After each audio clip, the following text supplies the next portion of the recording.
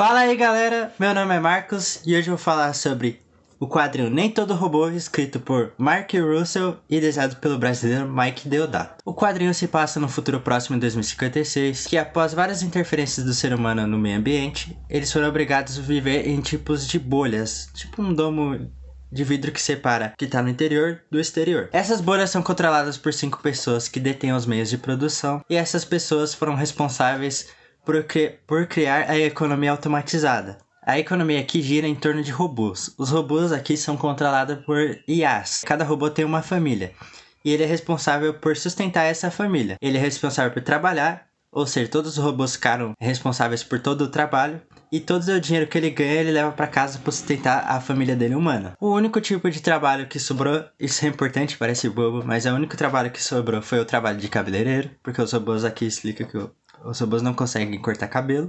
Se você chegou até aqui no vídeo, é porque você tá gostando. Então já se inscreve, já deixa seu like, porque toda semana a gente tem vídeos sobre quadrinhos. Eu já te dei essa explicação geral para ficar o entendimento da história mais fácil. O nosso principal personagem se chama Navalhoid. É um robô que trabalha numa fábrica como guia de turismo pela fábrica. E ele é responsável por sustentar uma família, uma mulher, um homem e 2 crianças. O nome dele é Domi e ele apoia o Navalhoid por qualquer circunstância, porque ele já passou pela situação de trabalhar em fábricas, ele não quer voltar mais para esse trabalho.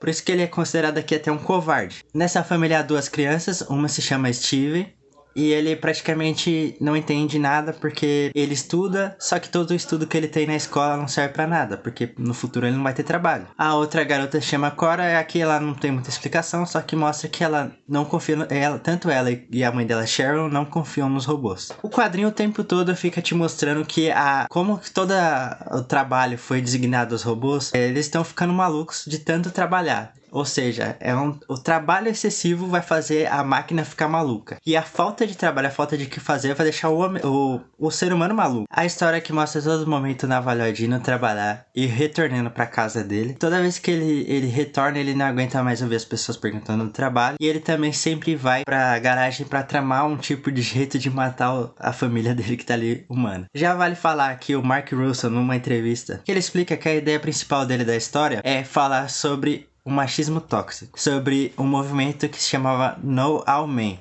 que era, traduzindo, nem todo homem, por isso que veio o nome Nem Todo Robô. A história principal, o panorama principal é a metáfora do machismo tóxico, do homem que trabalha o dia inteiro e não chega no dia e agride a família dele. O que vai fazer os robôs aqui se revoltarem e quiserem fazer uma revolução é a carga excessiva de trabalho. Todo o trabalho é designado a eles e isso deixa o robô praticamente maluco. E o tempo inteiro ele fala pro amigo dele, Matazo, que é o outro robô, que ele precisa ganhar uma promoção, porque senão ele vai ficar obsoleto e não vai servir mais pra nada. Trazer isso pra nossa realidade, praticamente todo ser humano, quando vai envelhecendo, a gente vai se sentindo um pouco obsoleto com as novas inovações. Fora que a carga excessiva de trabalho que a gente tem na vida real acaba deixando a gente mesmo maluco. Porque a gente quer, a vida toda a gente quer ter mais tempo pra viver e mesmo assim a nossa carga de trabalho não deixa. A todo momento o robô fala em tirar o cartucho dele de empatia, porque só assim ele vai conseguir matar a família dele. Os debates aqui entre humanos e robôs já era muito grande e esse embate começa de verdade quando um robô que é responsável por gerenciar todo o ar de uma bolha em Orlando, ele comete um genocídio. Ele desliga todo o ar e mata todos os humanos que estavam naquele local. Após esse acontecimento, ele vai para um julgamento.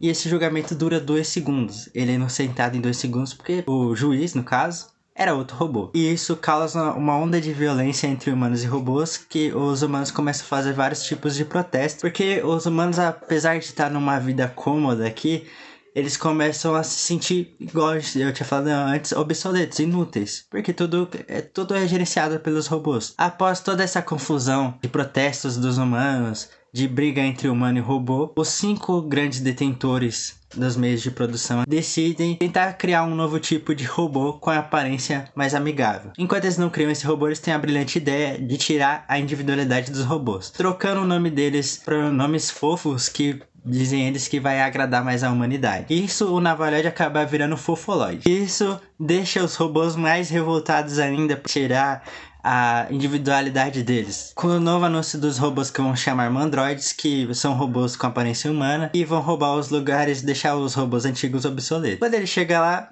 ele descobre que o amigo dele roubou a promoção dele e ele praticamente vai para casa desolado. Após todos esses acontecimentos, os Mandroids são aqui um sucesso. Eles acabam sendo demitidos e jogados como lixo. Aqui a gente vai trazer nesse momento uma discussão que é sobre o ChatGPT. O ChatGPT, e não só o ChatGPT, as outras IAs, elas fazem coisas incríveis. O ChatGPT mesmo é uma inteligência artificial que é responsável para criar texto.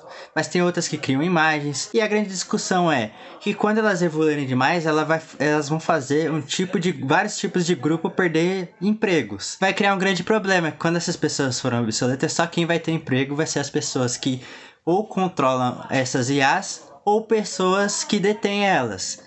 Que detêm os meios de produção delas, são donos. E isso vai criar um grande problema. Acho que esse vai ser um dos principais problemas do nosso futuro, que a humanidade ainda vai ter que discutir referente a essas IAs. Após os robôs serem jogados como lixo, eles não têm mais o que fazer. Vale eu falar aqui, que é muito importante para a história, que eu tinha esquecido, que após o robô matar todo mundo em Orlando, ele acaba se tornando um tipo de herói para os robôs. Ele cria uma organização de robôs que tem o plano de exterminar os humanos. E os cabeleireiros, que são os únicos que têm trabalho, juntam um grupo grande de seres humanos para confrontar os robôs. E após a demissão dos robôs, isso gera um grande conflito entre os humanos que eram cabeleireiros e juntaram aquele grupo contra o grupo de robôs ultrapassados. E gera um grande conflito ali no centro. Acontece que o Navalord acaba encontrando a filha da família que ele protegia. E quando ele vai matar essa menina, a mulher que era a mãe da família acaba matando o Navalord. A Sharon, após matar o Navalord, é julgada e ela toma a sentença que todas as pessoas que cometem crime humanos querem ser jogadas para fora da bolha. E fora da bolha tem vários grupos de milícia, vários grupos perigosos, vários robôs rejeitados. A família e as crianças resolvem abandonar o pai deles, que era o Domi, porque o Domi, no fundo, ele era covarde.